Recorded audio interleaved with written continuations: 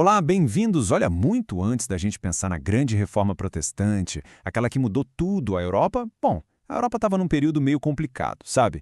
Uma escuridão intelectual. A verdade, para a maioria das pessoas, parecia literalmente acorrentada. Mas é aquilo, né? Mesmo nos momentos mais sombrios, sempre aparece uma luz. E hoje a gente vai falar de uma dessas luzes, um dos primeiros arautos de uma nova era, um homem chamado John Wycliffe. Então, para começar, vamos jogar uma pergunta no ar. Como é que a gente quebra as correntes da mente? Sabe, aquelas que prendem o nosso pensamento, a nossa fé, o conhecimento. Como isso acontece de verdade? A história do Wycliffe, olha, ela dá uma resposta bem poderosa para isso. Imagina só um mundo onde a principal fonte de verdade espiritual, a Bíblia, estava trancada a 7 chaves em línguas que quase ninguém entendia. O latim era a chave. Mas essa chave não era para todo mundo, não. Estava na mão de uma elite, os estudiosos e, claro, o clero. E para a imensa maioria do povo, bom, eles dependiam do que o clero dizia. O clero era o intermediário, o intérprete, e muitas vezes o controlador da palavra de Deus. Mas, sabe como é, né? Mesmo com essa estrutura toda rígida, alguma coisa estava começando a borbulhar por baixo dos panos. Um movimento silencioso. Pessoas com uma sede de verdade começaram a procurar respostas por conta própria. E lá na Inglaterra, um desses homens ia se destacar de um jeito monumental. Ele não ia só achar a chave, ele ia fazer cópias para todo mundo. E quem era esse homem? John Wycliffe, conhecido como a Estrela da Manhã da Reforma. E olha, esse título poético não é nenhum exagero. Ele foi tipo o primeiro a anunciar que um novo dia estava chegando. E não só para a Inglaterra, mas para todo o mundo cristão. O protesto que ele começou, nossa, ecoaria por séculos. Pensa bem, ser um reformador naquela época não era uma profissão. Era, na verdade, um chamado bem perigoso. Mas o Wycliffe, ele estava preparado para isso de um jeito único. O homem tinha uma educação de primeira, uma fé genuína e um conhecimento tão profundo que até os inimigos dele tinham que respeitar. Ele não era um agitador qualquer, não. Era uma das mentes mais brilhantes da sua nação. E o que é mais fascinante na história dele é como a sua jornada de conhecimento o levou para a sua grande convicção. Pensa só, ele estudou de tudo. Filosofia, leis da igreja, leis civis. Ele dominava tudo isso, mas ainda assim sentia que faltava alguma coisa. E onde ele achou a resposta? Nas Escrituras. Foi lá que ele viu um caminho para a salvação que era direto, com Cristo sendo o único mediador. E isso levou a uma conclusão que para a época era uma bomba. A autoridade máxima não era a igreja, não era o Papa, era a Bíblia. Bom, essa dedicação toda à verdade, claro, colocou Wycliffe numa rota de colisão, e não era com qualquer um, era com a instituição mais poderosa da Europa, a Igreja de Roma. E ele não estava sozinho nesse sentimento, não.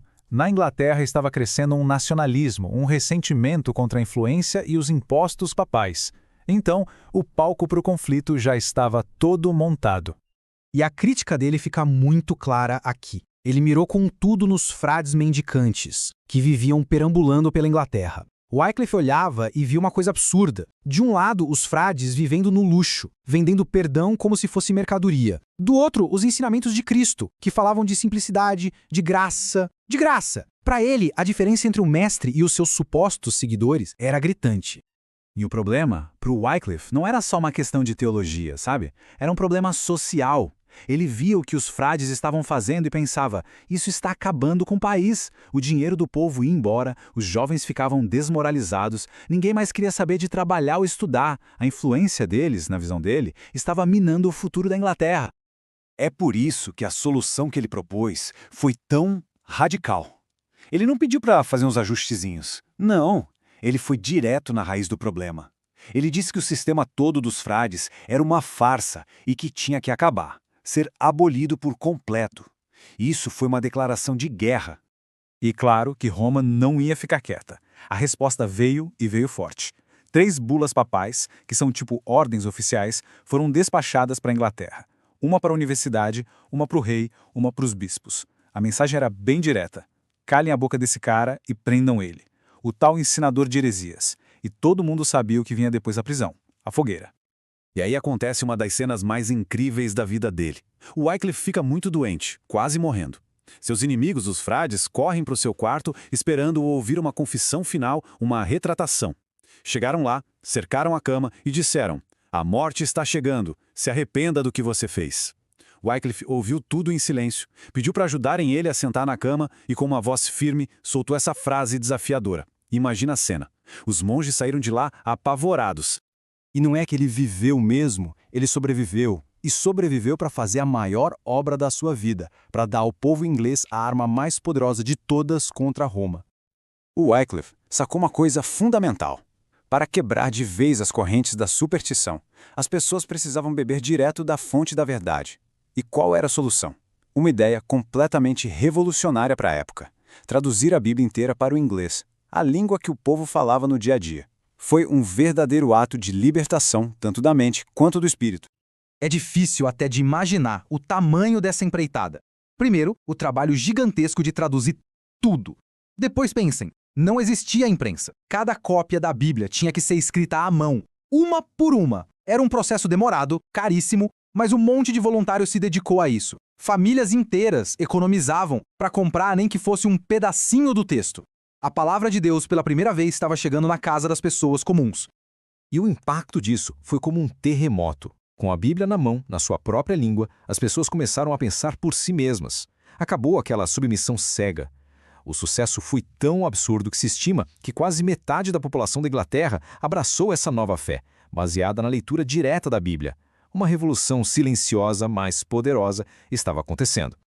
Apesar de todas as tentativas, o Wycliffe nunca foi para a fogueira. Ele morreu de causas naturais, um derrame, lá na sua paróquia, em 1384. Mas acreditem, a história não acaba aqui. O ódio que seus inimigos sentiam era tão grande, mas tão grande, que nem a morte dele foi o suficiente para acalmar os ânimos. Olha só que loucura! Mais de 40 anos depois que ele morreu, um concílio da igreja se reúne para condená-lo oficialmente como herege, um homem morto.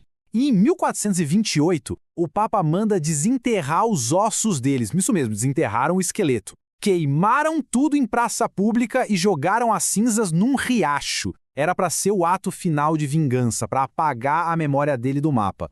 Só que aí vem uma das maiores ironias da história. O tiro saiu pela culatra. Esse ato de profanação virou a metáfora perfeita para o legado dele. Como um escritor da época diz de um jeito muito poético, o riacho levou as cinzas para o rio Avon, que levou para o Severn, que levou para o mar, que levou para o oceano, e assim como as cinzas dele se espalharam pelo mundo, a sua doutrina também se espalhou. Impossível de conter. Isso não é só uma figura de linguagem, não. É fato. Os textos do Wycliffe viajaram, cruzaram a Europa, chegaram lá na Boêmia e foram parar nas mãos de um homem chamado Jan Hus. E foi o Hus que acendeu a chama da reforma na Europa Central. Ou seja, o Wycliffe preparou o terreno, construiu a base, e outros vieram depois e construíram em cima, o que culminou na Grande Reforma um século mais tarde. O legado dele é simplesmente inegável. E isso tudo nos leva de volta àquela pergunta lá do começo. A luta do Wycliffe foi para libertar a verdade, para que todo mundo tivesse acesso a ela. Então, a pergunta que fica para a gente pensar hoje é: quais são as correntes do nosso tempo? Quais são as barreiras que ainda existem, impedindo acesso ao conhecimento e à verdade, e que talvez valessem a pena o risco de serem quebradas?